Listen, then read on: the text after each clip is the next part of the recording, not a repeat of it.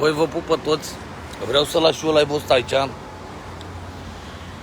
că am văzut niște dificultăți pe acasă cu miliția asta. Băi, dacă se întâmpla aici în America așa ceva, erau linșați polițiștii. Eu nu zic să linșeze lumea poliția, nu instig la răutate, la absolut nimic, dar e inadmisibil ce se întâmplă în 2021 să se întâmple așa ceva, parcă e prea urât. Unde sunteți vedetele astea, toți influencerii, toate influencerițele astea, care până acum plângeați de soarta la animalele din Australia? Au fost bătuți 2 copii, puteau fi copiii voștri. Dacă nu era un băiat de la Brăila cu sânge în pulă și șmecher, pe nume Dan Soare, să se ducă la poliție, să se ia cu polițiștii în gură, să certe cu ei, nu mai existau copiii ăia să iasă afară acum. Ați înțeles ce vă spun eu? Așa că de la Andra, Delia, Smiley, Miley, Piley, ăștia, toți nebunii ăștia care sunteți și toți ăștia care sunteți prietenii mei, dacă nu distribuiți live-ul ăsta, distribuiți toate prostituatele, toți bulangii, toți păduchioșii, toți videochatiștii, toți fraierii distribuiți. A luat bătaie un copil de 12 ani, i-au rupt dinții din gură. Unul de 17 ani, i-au rupt coastele.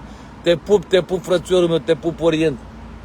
Deci, să vă explic așa mai pe scurt, distribuiți în masă, să ajungă zdrențele astea în uniforme de stat, gunoaiele astea, interlope ăștia îmbrăcați în milițieni, să ajungă pe mâna parchetului militar, să fie judecați, ați înțeles? Și să se întâmple ceva, să fie schimbați șefii de acolo din Brăila, și de la județ, și de la poliție, și de la jandarmerie, că ea nu merită să stea acolo, ați înțeles? Că au primit dispoziții de la șefi, luați și bateți, că ea nu bat de capul lor proști ăia, inculți ăia, că ea nu poți să-i numești oameni, jandarmii inculți. Nu vorbesc de toți jandarmii să se rețină, de inculți ăia care au bătut în secția de poliție la Brăila niște copii, niște minori. Cum v-ați permis, bă, voi nenorociților, să bateți copiii cuiva? Copil de 12 ani îl bați tu, jandarm? Păi vino, mă, de bate-te cu noi, că te băgăm în comă, bulangiule, te batem, dar te caci pe tine. Nesimțiții dracu care sunteți, nu mai aveți scrupule. Și voi, vedetele astea, o să vă văd eu mâine, după toată tevatura asta, o să vă văd eu mâine dacă postați, dacă mediatizați chestia asta sau dacă vă e frică de poliție. Să vă văd cum vă plângeți semenii, românii voștri, nu cangurii din Australia. Să vă văd, vedetele, cum dați stop violenței și așa mai departe. Ați înțeles? Chiar vreau să văd mâine dacă luați atitudine, vedetele astea, influencerițele astea, Oana Zăvoranu, care se ceartă cu toate. Ia să te văd, Onița, cum te iei tu cu toată lumea mâine? Dana Budeanu, care dai numai verdicte, de ți-a nebunit capul la bătrân, de nefutută. Și toate vedetele astea, vă rog frumos, să dați distribuire, care sunteți prietenii mei și mă respectați. Vreau să ajungă live-ul ăsta până la domnul Iohannis, că de-aia ar mâinile când a dat dispoziție să bată copiii minori, să se ajungă la ministrul de interne, să se ajungă peste tot. Vorbesc frumos, frățiorul meu, că uite ce se întâmplă în țara noastră, în România, că dacă era aici în America, polițiștii aveau câte 25 de ani de pușcărie de executat pentru ce au făcut. Și o să vezi că scapă victime, scapă bazmale curate să constituie și victime ei. Că ei au avut de suferit, că au sărit la ei niște copii de 12 ani.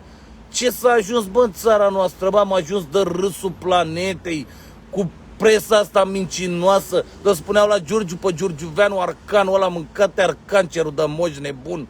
Ai scris că sunt câteva sute de giurgiuveni și erau 3500. Băi, nenorociților, băi, cât mai mințiți, bă, lumea, bă, ați ajuns să bateți copii, mă, javrele, dracu. Ați ajuns să infiltrați oameni, să faceți ale voastre de anii trecuți, care le făceați voi să infiltrați civili, să dea cu petarde în voi și pe urmă să dispersați mulțimea. Tot cu alea vechi ați rămas, mă? Băi, vă rog eu frumos să distribuiți live-ul ăsta, să ajungă până la Mirela Vaida, care îi plângea pe aia, pe Aurolaci aia 2, pe boschetare aia, pe